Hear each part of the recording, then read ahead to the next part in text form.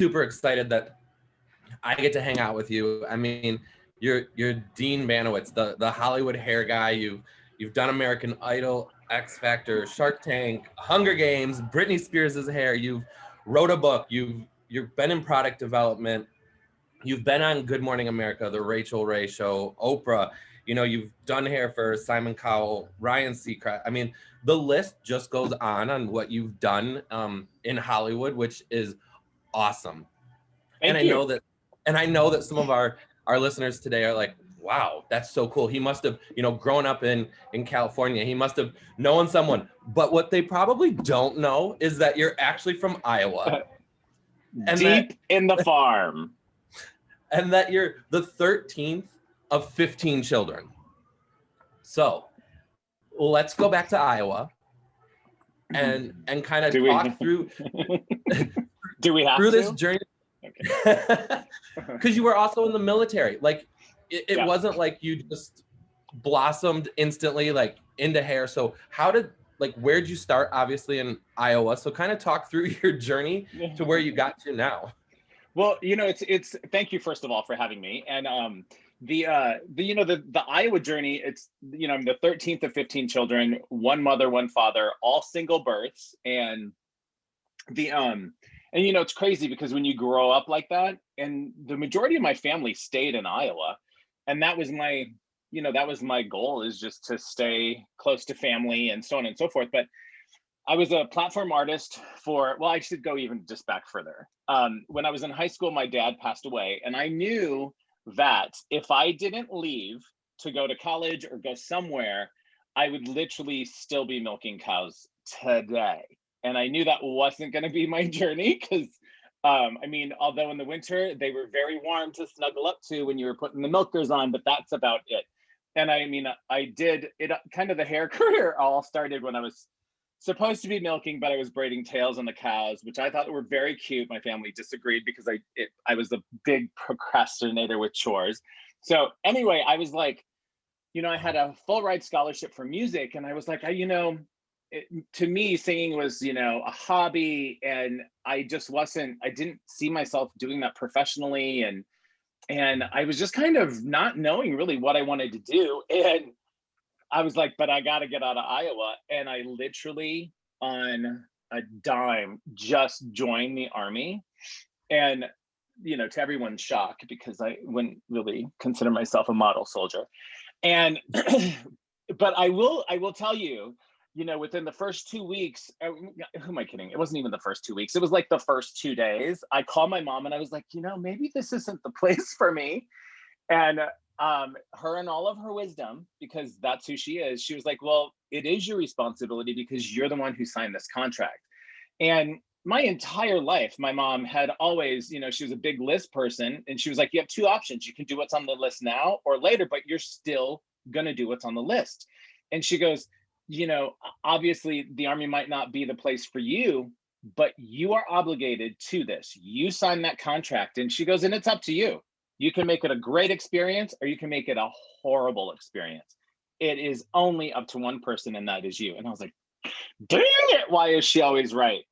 And after that conversation, I kind of turned my thinking around and I started to participate.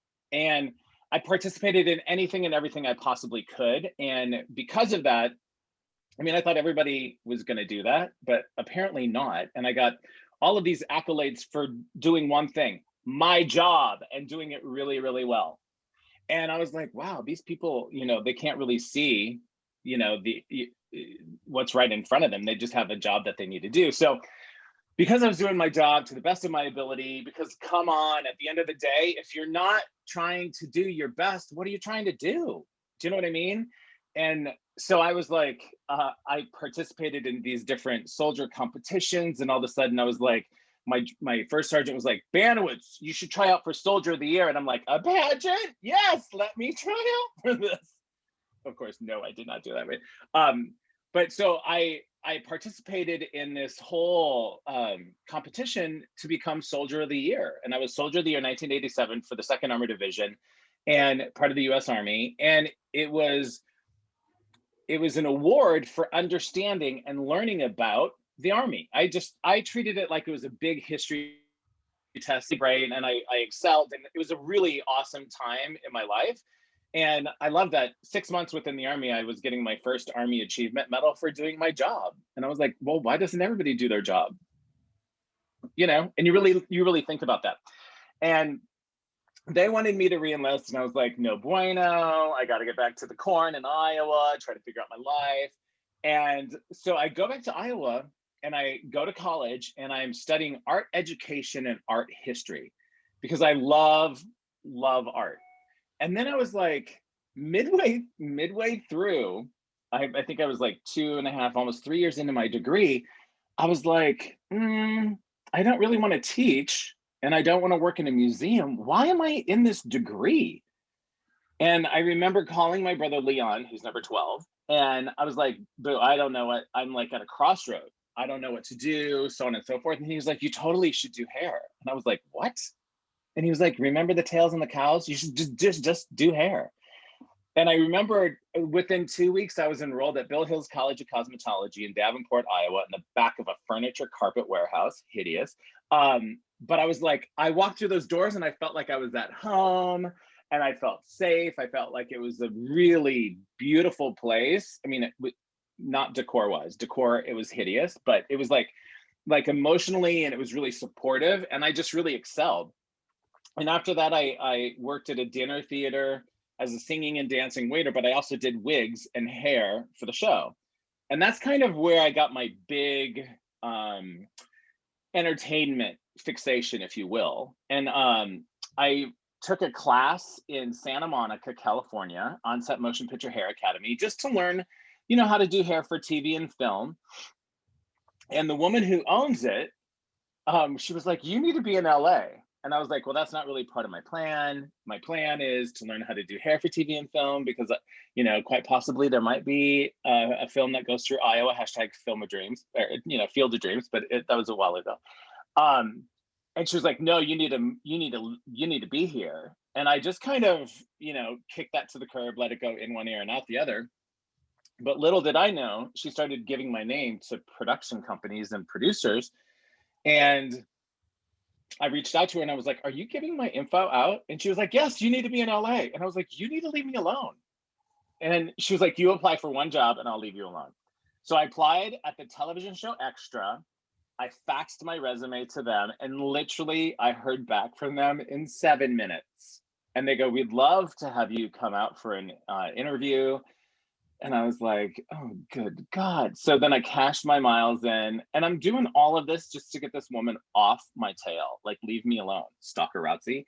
And then, so I go out for this audition and this interview, and everything went really well. And I ended up getting the job and beating out like 170 other hairdressers that they had been interviewing for over a year. And I had to do some interpersonal work. I'm like, what is so different about me that people in LA don't have? And I honestly, the only thing I can come up with it is because I listen, and I was really reactive to what this talent wanted. And lo and behold, they offered me the job. Every single one of my friends and I was like, get out of Iowa, go. And so I did. And I moved out here to do hair for TV and film, and I'm living my dream, which is kind of hard to say. A lot of people can't say that, but I can. My dreams are good. I love just your whole journey, your whole story. Like, I think that's just awesome. Was that like the longest answer to that question? Sorry. No, what that is that's perfect, because it's a lot about that you're offering, that it can happen. Like, you're showing, like, look, I started braiding cows' tails, and here I am today. Like, I mean, that's awesome. So that interview process that you had was kind of like a consultation, I guess you could say. So what exactly was that interview process, I guess you could say, out of the 150 people? Well, that interview process was, I have never been on a soundstage before. I mean, this was all new to me. And so I went out, and I was thinking it was going to be like a regular interview. Like, we're going to talk about the insurance package, what's your health care, how many days off do I get, blah, blah, blah. And I show up at the television show Extra, and they slap a brush in my hand and they're like, "You're gonna style the host hair for today's show." Now, let me just put this into perspective, okay? 8 million people were watching the show. There's only 3.5 million people that live in the entire state of Iowa.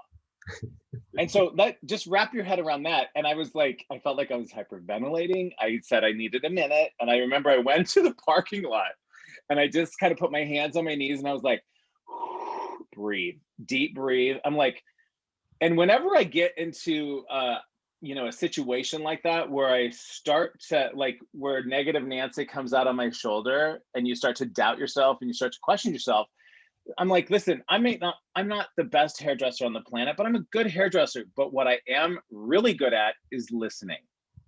And when you listen and you really understand what's happening and you process that, then I feel like I can execute whatever needs are properly. And so I remember I was just giving myself a pep talk in the in the parking lot, and I went back in and I just listened to what this person wanted and I did her hair, and that's how I got it. But I had to literally change my thought process, because when they gave me that brush, you want to talk about broadcast news? I was sweating like a crazy person. And I'm like, it's February, whatever. But it was one of those things where I just had to have a little pep talk with myself. And I came in and I nailed it. And the thing is, and I've always said this too, I cannot be someone other than myself. Like, if people try to change you, it's not a good process. And I can't act like somebody I'm not, because then I don't feel authentic and I don't feel like you're really understanding who I am.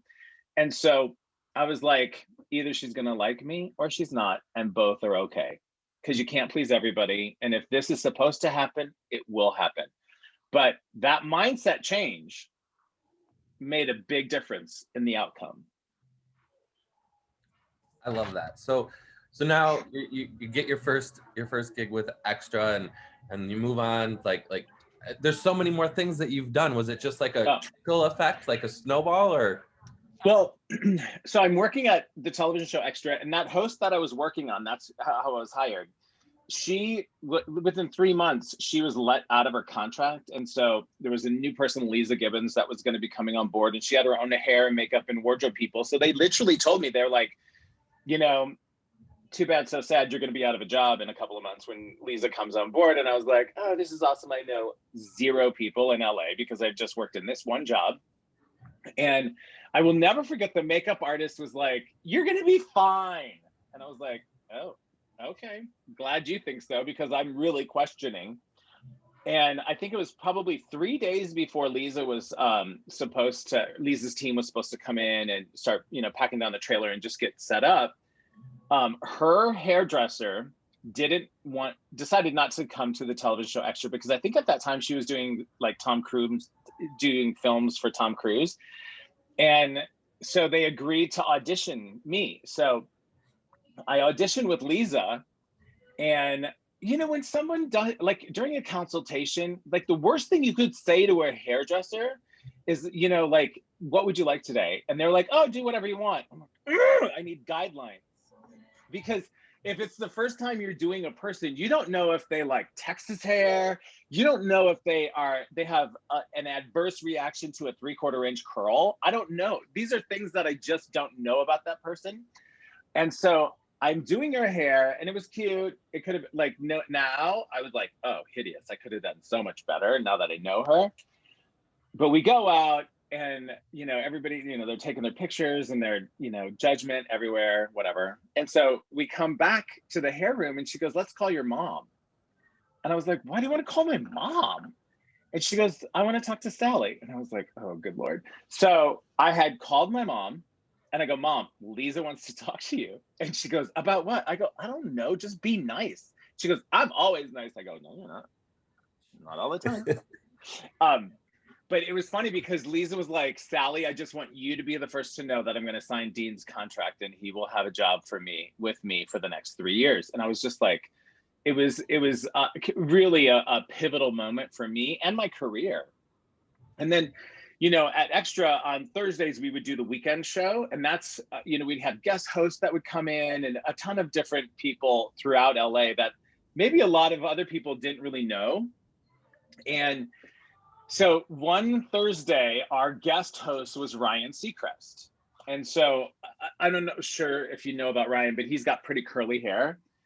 And he literally complains about being fat all the time, and he's this big, whatever. And plus I'm 6'4". I look like an Amazon Sasquatch. I'm like Hagrid's brother next to this one. Anyway, so I go, how would you like your hair today? And he goes, oh, just do whatever you want. And I go, anything I want. And he was like, absolutely. So he sits in the chair, and I started flat ironing his hair, because as a hair professional, we work directly with face shapes. So if you are telling me that you feel like you have a round face, I want to create a silhouette that has angles, and it will pull your eye to different directions. So I took one piece of his hair and flat ironed it, and he was like, jumped out of the chair, and he was like, what are you doing? I go, anything I want, please have a seat.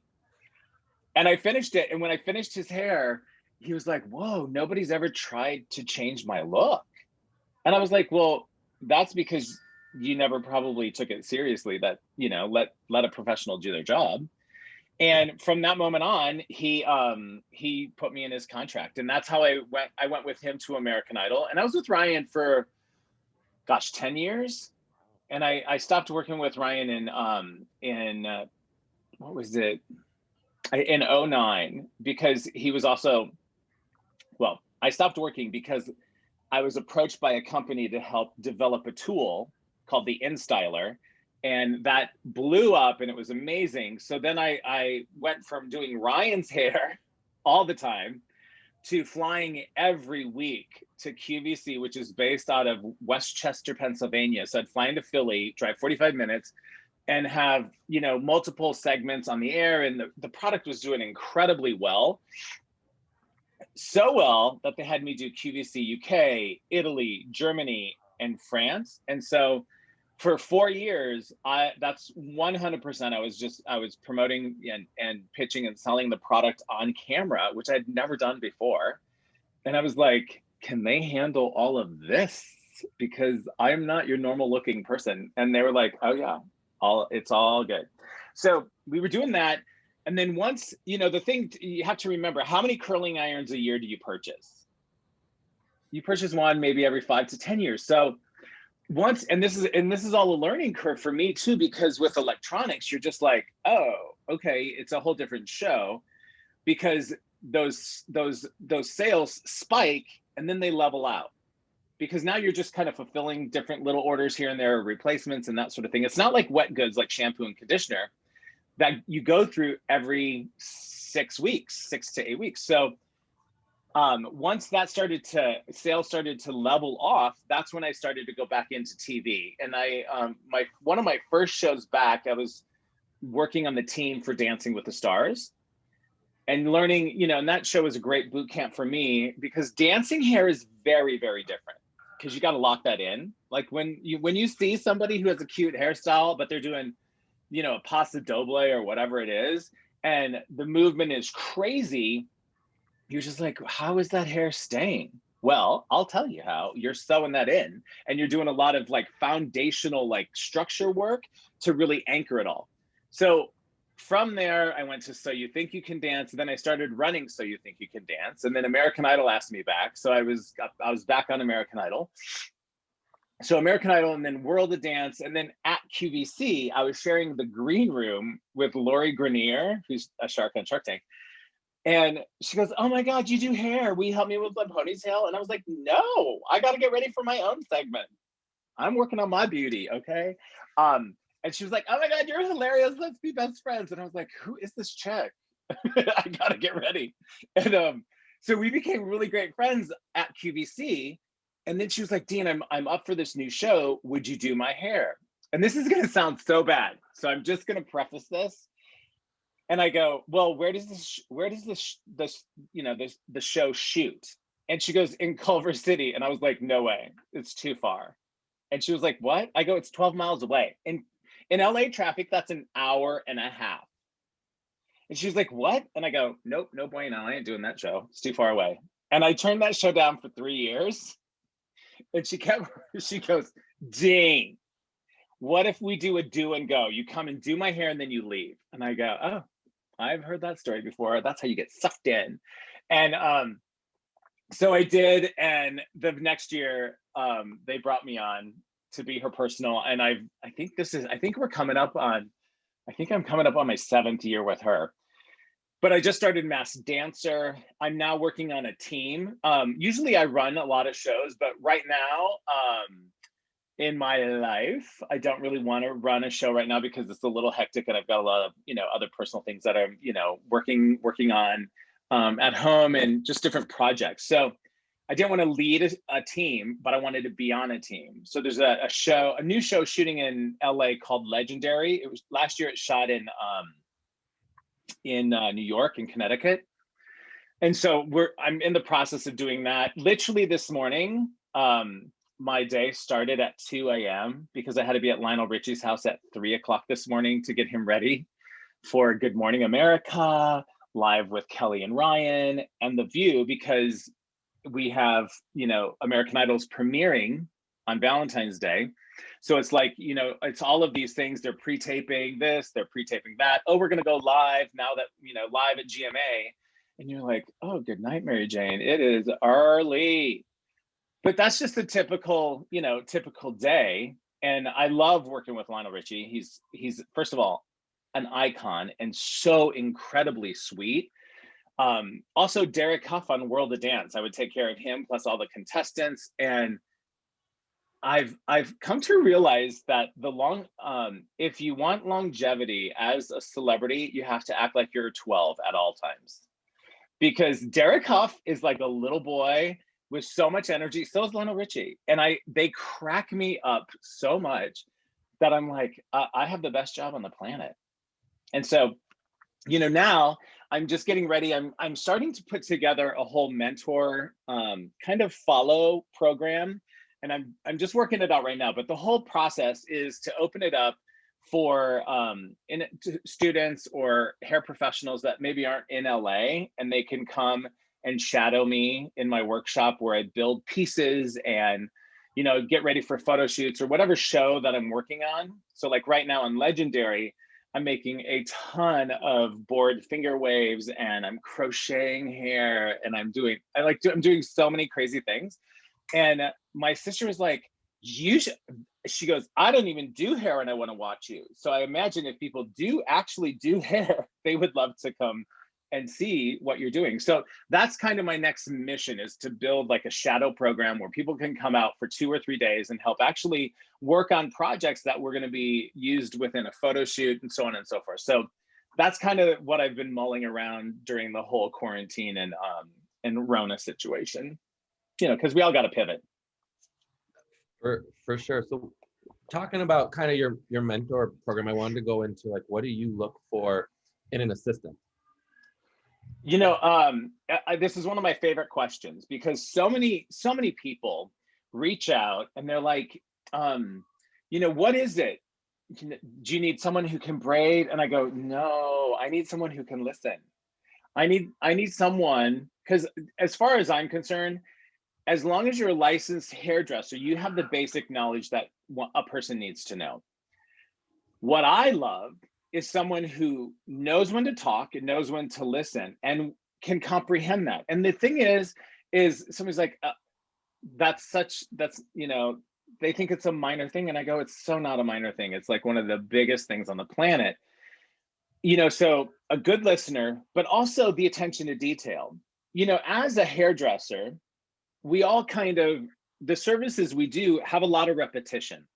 So like if we're going to do a foil, we know how to set the foils up. We know how to do all of that. It's kind of, it's just your basic system. It's the same in celebrity hairstyling, show hairstyling. It's all about the systems. So once you understand those systems, you start to anticipate needs. And that's really important when it comes to live TV, because we only have literally one opportunity to make that impression or keep your job. Because live shows are really stressful for a lot of people. and they buckle. But I'm telling you, my Army training has helped me so much in that arena, because I go to work on live shows combat ready. I am the drill sergeant of all drill sergeants, because I'll take you through, like, so you think you can dance. So let's say we have a contestant who is going to be in 3 numbers. And we know the first number is going to be a period piece. We know the second number is going to be a contemporary classic, you know, very emotional, very flowy, all that. And then we know the third one is going to be ballroom. So I put together a roadmap of hair. Like, what can you do in style number 1 that's going to make style number 3 easier and style number 2 easier? So the first thing I'm going to do is from the crown to the nape. I'm going to do literally like maybe a 1/4 inch scalp braid, just a little cornrow, little Dutch braid. And I'm going to leave that as it is and kind of hide it for the next style. So after I have that cornrow, then I'm going to take the hair and I'll show you. So like, if you take a section of hair, I would do, oh wow, I haven't done this to myself, but I'll do a figure 8 pin curl like that, like so, like that. And then I would pin the whole head up, because now you're going to have that undulating wave. So we do the figure 8 pin curls, and they're all situated with their bobby pins and so on and so forth. And then we put our wig cap on, because for the period number, it's going to be a finger waved wig. And every contestant knows that where exactly the pins are, because we have a diagram that's on the wall, literally by the station, because I'm so OCD and I'm the hair drill sergeant. And I'm like, okay, we all know there's going to be pins here. There's going to be 1 pin here, 1 pin on the crown, and nape pin, nape pin. And I tell the talent, I'm like, listen, the second you are off that stage, you start pulling those pins out. I go, I don't care if you literally chuck them at an audience member because it's a souvenir. I don't care. Do whatever you need to do. But when you get back to the quick change area, that wig is coming off. And I'm sending someone into the dressing, usually, if, you know, obviously if it's a female, I send a female into the dressing room where they continue to take those pin curls out. So when she comes out, she has all of these waves, okay? So then I take a side temple piece on each side, braid that out, take it back and attach it together with a ponytail tie. But then I take a needle and thread and I whip stitch it to that scalp braid, because what you do not want is this braid to flop forward when they're dancing. So you've got to do all this damage control. So, and mind you, it's a live show and we have 4 minutes to do that change. And then they come back and we take the braids out and I start brushing the hair and I start moving it into a French twist. But now remember that Dutch braid is still there. So now I have something to sew that French twist into. So that is 1 contestant in a 2-hour show that has 3 styles, and there are 10 contestants. So within that, you know, that 2-hour time period, we've got 30 styles we've got to do. And sometimes at the end of the day, I just apologize for my actions throughout the day. Sorry if I was the biatch. But the thing too is, like, you've got to be ready because it's live. We can't pull time. And the thing is, if you ever have any type of concern about a project, the best way to overcome that is to practice and to run it through your head. Like, I mean, I think a lot of us would say we easily do that for a wedding style, for the bride. We have that process. We have that roadmap of hair in our head and we follow it. And we've gone over that so many times that we know, oh yeah, pin goes here, bam, boom, chicka-licka, we're done. We're moving on to the next bridesmaid because, we've got 27 more to do. And the thing is you're going through that process, but you are running through those drills in your head. Same process on a show. So as an assistant, I would need someone who can anticipate the needs. Oh, now, you know what? we're coming up to the time where he needs needle and thread. I'm going to get that prepped. And the thing is you learn all those things as you work, you know? So it's like to be observant and to understand that process is really key. And so, and the other thing is I do live TV. So you got to show up on time. It's the simplest thing, but there's been so many people that have been let go because I'm like, it's a live show and you're a half hour late. I go, how does that even work? It just doesn't commute for me, or compute for me, not commute. Oh, So those are the things that I look for in an assistant. That makes perfect sense. And you know, you kind of talked about how you're going to have like that mentor program, and we talked about assistants. So how important have mentors been on your journey, and who have been some of those biggest mentors that, I mean, obviously have taught you all that you know?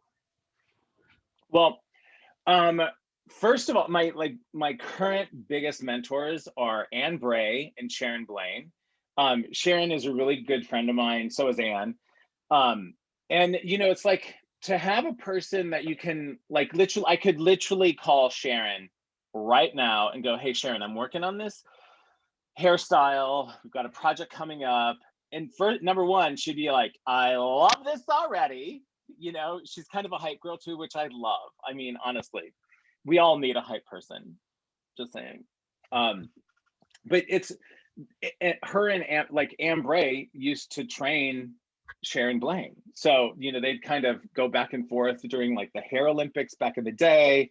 And I remember I was doing the opening number at the Grammys with Taylor Swift, and she is singing Never Getting Back Together. And the whole theme is a white Alexander McQueen circus. And they have harlequins and they have all of these characters. And they had the creative said Siamese hair twins. And I was like, what the heck does that even mean? And so, you know, I'm kind of mulling things over, and I call Anne and I was like, I'm just kind of struggling trying to figure out this creative, you know, platform. And she goes, do you want me to come out, baby? I'll get a ticket right now. I'll be there tomorrow.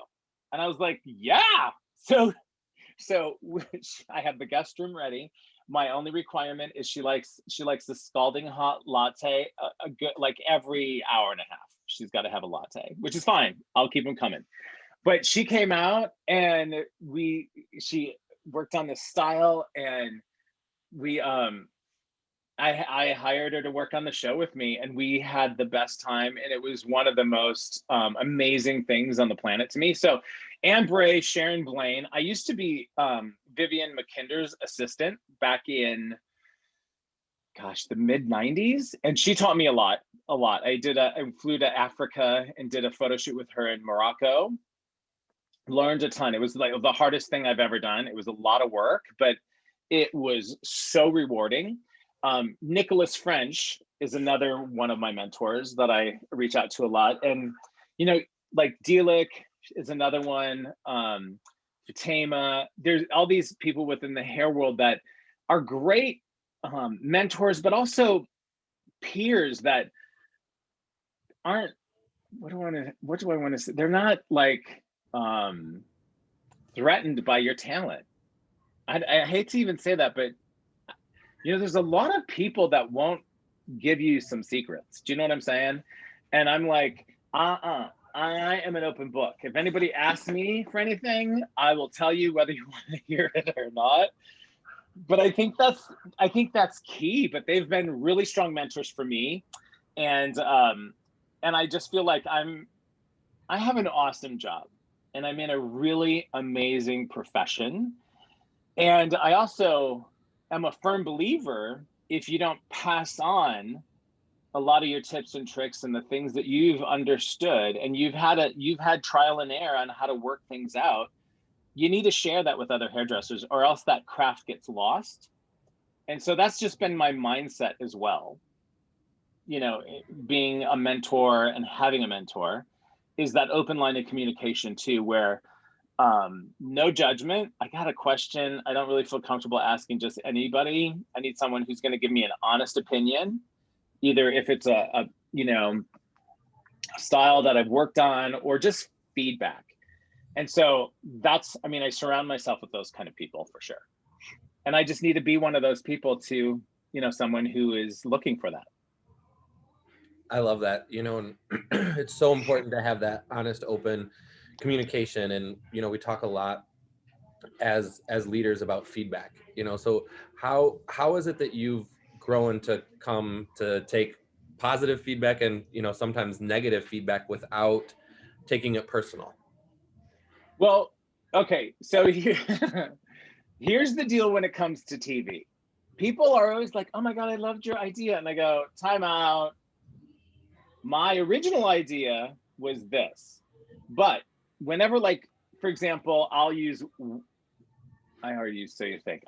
of Dance. So on a particular day for World of Dance, I might have 150 contestants. We have groups of 12. They all want them to look the same, blah, blah, blah, all of this. So during the rehearsal and camera blocking, that's when I'm coming up with the concept for this group. And what I'll do is I take a mannequin head and I actually work the style on the mannequin head because I've got to get the choreographer to approve it. I also have to have the executive producers approve it. But now I need the creative director to approve it. And then I need the network to approve it. So if any one of them do not, and it might be so nitpicky that a creative director might go, that braid that's right here, I needed to go up a half an inch. And I was like, fine, whatever. But it's like, I feel like sometimes people just need to validate their job. So they want to say something. And so when I present something, I'm confident with it. And that shows in my personality, just the way I hold myself. And I'm very specific about the style. So, and I will put a step-by-step how-to about it, and this is wardrobe. This goes with the wardrobe. And I try to overproduce it because nothing's ever done until it's overdone. And I want to troubleshoot everything. Well, you know what? These two contestants have yellow. We have this, that all match, because it all has to marry together. So it's not just me signing off on it. It's everybody signing off on it. And I know that when I'm presenting this doll head to people, it is no longer about me. It is about them and their opinions. And the thing is and I'm open. Oh, you hate it? Awesome. I'll do another head. Tell me exactly what you would like and I'll do exactly what you want. And they're like, well, I'm not really sure. And I go, okay, so guidelines. Remember, those are the guidelines you gave me to begin with, and this is what we've created. If there's specific things that you don't like on this doll head, let me know. And that's when they're like, oh, this goes up, whatever. And I go, awesome, easy fix. Let's go. I'll just go do that now. And my thing too is I want to get 100% approval before the show day, because during a live show, we don't have time for all the approval stuff. That's why we do it in advance. And so I never take anything personally. And listen, if you're on the worst dressed list, you're still in the magazine. It's still press. Just saying.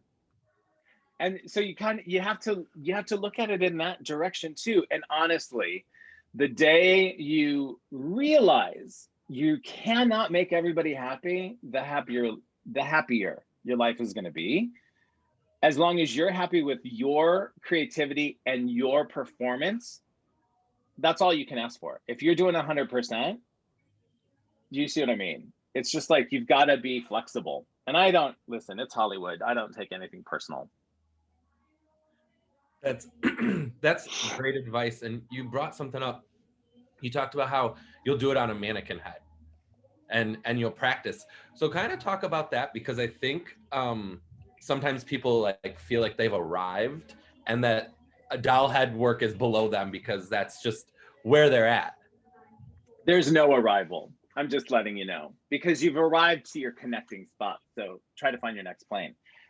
My thing too is like, all of those things that we do on a regular basis are,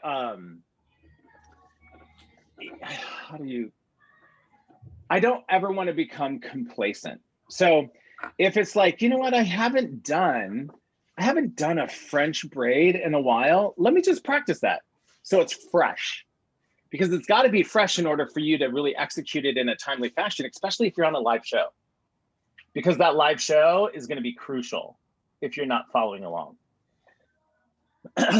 So I have a wall of doll heads in my workshop because I'm constantly practicing on them. But I think it's really important. And you got to check your ego for sure. And if you don't, someone else will. That's great advice. So how have you checked your ego, kept your ego? I mean, because you've worked with, everybody basically, and looking at like just having this conversation with you, like you're just so like, I am who I am. Like, this is just how have you prevented that ego from developing within you? Listen, I'm only petite and willowy in my head. Okay. No, so first of all, I'm from a family of 15. Go back to Iowa, you'll get checked real quick. And then, have 41 nieces and nephews and 51 great nieces and nephews. You are checked constantly. And the thing too is, when I remember one of my nephews said, "Oh, you're so Hollywood now." I go, "Why would you say that?" And he goes, "Well, your shoes." And I go, "You have shoes on. That's a personal choice for you. Are those shoes so Iowa?" I go, "You don't make sense. So you should probably check yourself because you sound kind of stupid." And he was like, "Oh." I go, "So should I wear those shoes to California?" So they go, "Oh, you're so Iowa." Come on. It's just one of those things where I'm like, listen, they're like, "Are you going to help milk the cows?" And I go, "No, because you're here. That's your job. You go milk them. I already did all that. No bueno. No more milker." Just saying. Oh, that's great. That's great. So, we kind of talked about, COVID and how that's kind of changed, our industry. What are some shifts, I guess, especially, being the Hollywood hair guy? I can only imagine what it's been like out there for you guys. It's, the whole process is very different. And, I belong to the 706 Hair and Makeup Union. And so a lot of the unions have negotiated the proper protocol that we're going to feel safe with going back into work. Because, we're part of Zone A, which means we work on celebrity, we work on talent that's not masked and it's not shielded. So we are in a double mask, we're in a shield. Some shows require us to wear a gown. Gloves are not encouraged at all because gloves give a false sense of security. Because, you're still touching stuff and you still have to sanitize. It's easier to, it was just so weird. And I go, I'm not going to try to curl somebody's hair in rubber gloves. If I burn my finger, that rubber is stuck to my flesh. And then that's workman's comp. We don't want to get into all of that. And they're like, "No, we don't." And so the thing is, and the testing, because I'm literally tested every day. As soon as I'm done with you, I'm driving 20 minutes to a soundstage to get tested, because tomorrow I'm doing a photo shoot with Lori, but then the next day I'm building for the show, and you've got to test 48 hours prior to your work day. So every day is the testing day for me. And I'm like, "Give me that swab. I can do this." Boom, done. Do you want me to spit in a tube? Great. Do you need the throat culture? Whatever you need, I'm your guy.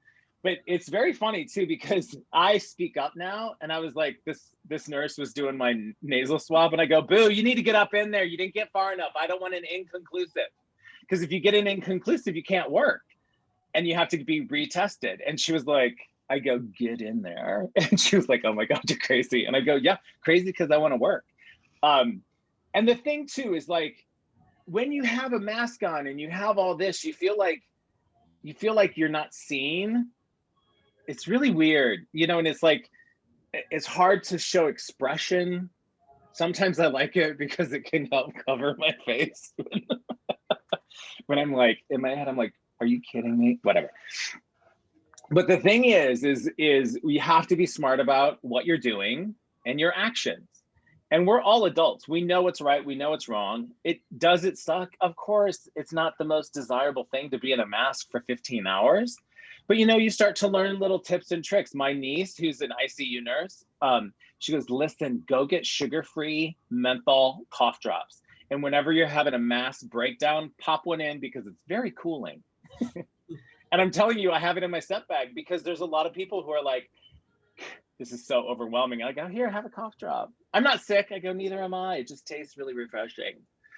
So you just have to have fun with it too, because, I think we're going to be in these masks for a while, and because we're personal care. And also, think about it. We're a profession that requires us to touch another human being.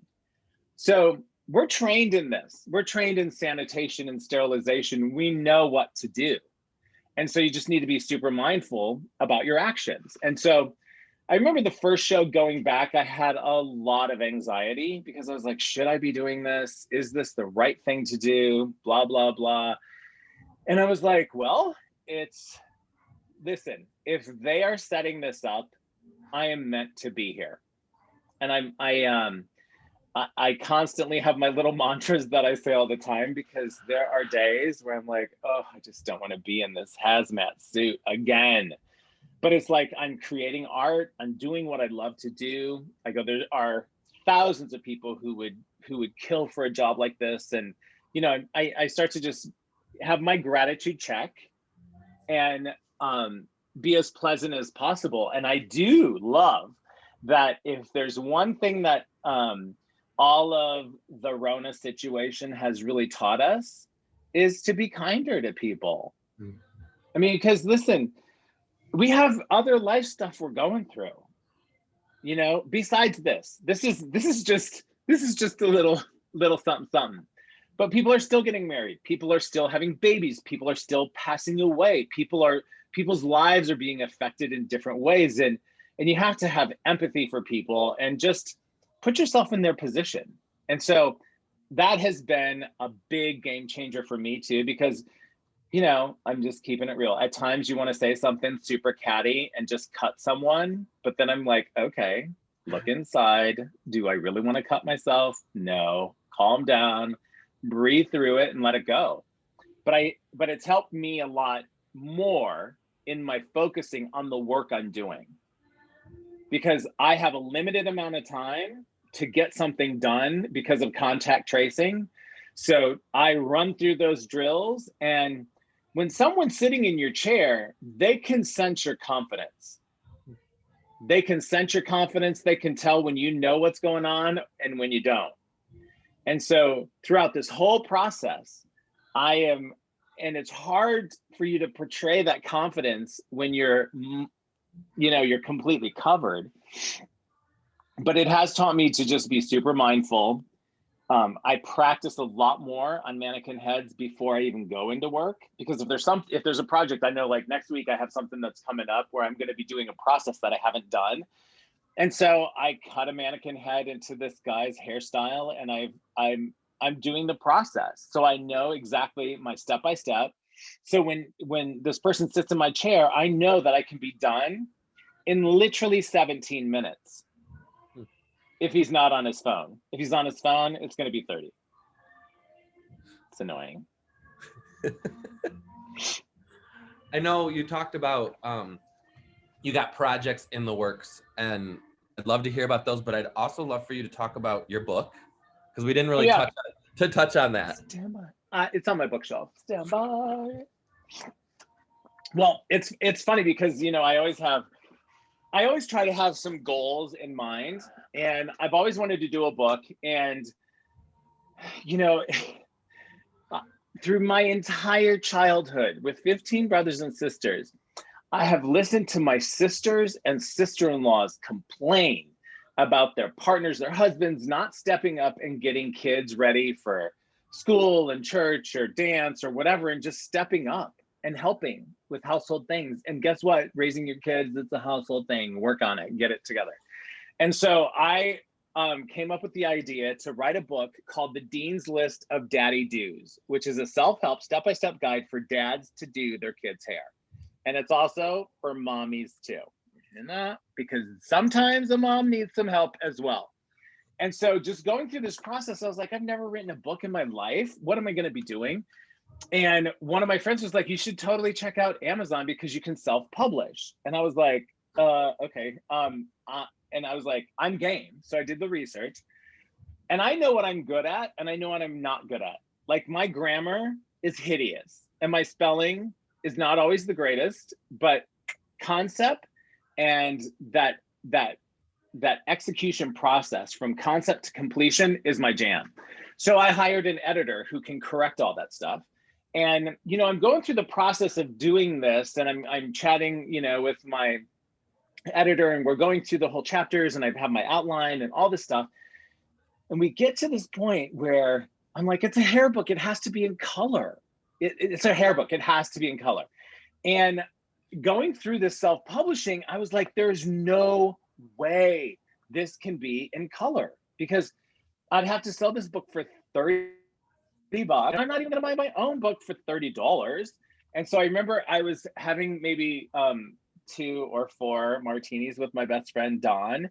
And I was like, just doom and gloom. How is this gonna work? Blah, blah, blah. And I had this epiphany. I go, it doesn't need to be in color because I'm making it a coloring book for the kids to work on. And I have all my social stuff. And he goes, I love that lemonade you just came up with out of those lemons. And I was like, okay, boom. Now it's starting to click for me. And so then the very last thing I had to do was the cover. And through CreateSpace, which is Amazon's publishing company, everything is kind of turnkey. So if you need an illustrator, they can recommend illustrators to you. And I had used an illustrator in LA for all of my other illustrations like this, the back cover, and all of those, all the illustrations for the coloring book. He did all of those. And I talked to, I think it was probably 5 different, illustrators through CreateSpace for my cover. And I could not find an illustrator that would do the cover for under $16,000. And I was just like, $5,000 is my budget for this entire book, right? And I was like, the last woman I talked to at illustrator wise, I go, why is it so expensive? And she was so mean. She goes, well, the sooner you realize I sell this book and you don't, the better it is. And I was like, oh, no bueno, boo-boo. That doesn't work for me. And I remember I called one of my clients is a photographer, Deborah, and I go, Deborah, I'm gonna need you to bring a camera tomorrow for your haircut and your color. And she goes, okay, what's happening? I go, I need some pictures done. And she goes, okay. And I go, if you need, it's gonna be outside. So whatever camera you need for that, bring it. So I literally went to Home Depot and bought this belt. And then I borrowed all these butch tools from my next door neighbor. And I put this all together and literally shot this in my driveway. And we were shooting it and I go, you know what? It's not enough. So I went in and I put the Velcro rollers in my beard and came out and I go, now I think we're ready. And we did this photo shoot and I go, you're going to get a free haircut and color out of this number. And she was like, boom, loving it.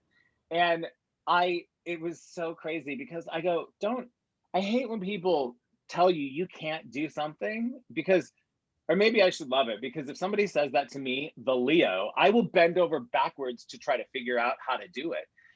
And then, you look at, okay, so great. Now I have a book. How do you sell it? I'm like, oh, good Lord. So I was on Dancing with the Stars at that particular season, and Ginger Z, who is the weather girl on Good Morning America,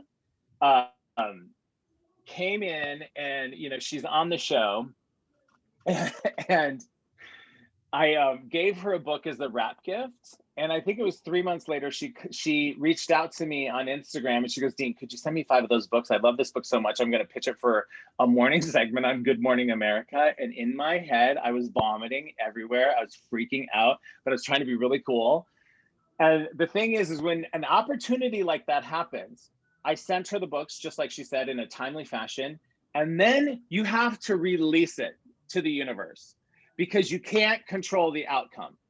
if it's meant to be, it will be. And she got the books. I think it was like 5 days later, she reached out and she goes, they loved it. We're going to fly it to New York. And I was like, I mean, come on, if you get a plane ticket and hotel accommodations from Good Morning America, it's very surreal. And so we had the best time, and it was an outdoor segment, and it was just so kitschy and campy and awesome. The Rachel Ray producer saw that. So then they asked me on Rachel Ray, and then I did Access Hollywood and Extra, and I didn't spend any money on publicity because I just called in some favors from people I knew that I have never called a favor in before. And I just you kind of have to sit back and let the universe work with you. And it has been a really great journey, and it's so much fun because I'm constantly working on new concepts and ideas. So the Dean's List is going to be a series, and I'm working on my second one, which is the Dean's List of Bridal Dues. And so I'm only about a month into that one, and so I'm still doing my outline and kind of storyboard on that. So that's the next goal. Awesome. Well, how do people get a hold of you? How do they follow you? What's the best way to see what's going on? The best way is through Instagram, and my Instagram is dbano. And I post a ton of stuff about work, and plus it's also a great way for people just to reach out and send me a direct message. And if, because a lot of times people have a question about whatever, and they don't really know who to reach out to. And I will answer every message I get. It might take me a couple of days, but I will get to it. My website is hollywoodhairguy.com, and you can actually order the book on the website if you want it signed, or you can go directly to Amazon and order the book there, but it just won't have my signature. So if you want it to be personalized, that's the place to go. But those two are the best. Instagram for sure, because it's so visual, and the stuff that we do. And like right now, we're also getting ready for the Guild Awards, and I've submitted in hopes to get a nomination for World of Dance. And so I post a lot of my work on there as well. Awesome. Well, thank you, Dean, for hanging out with us for the past hour. You're just awesome all around individual. So thank you. And when this whole thing lifts, I need to come back to Michigan sometime. Yes. We will for sure have you out as soon as like you said, it's lifted, and we will have you back out here for sure. Can't wait. Awesome. Thank you, Dean. Have a great day. Thank you so much. You did the same.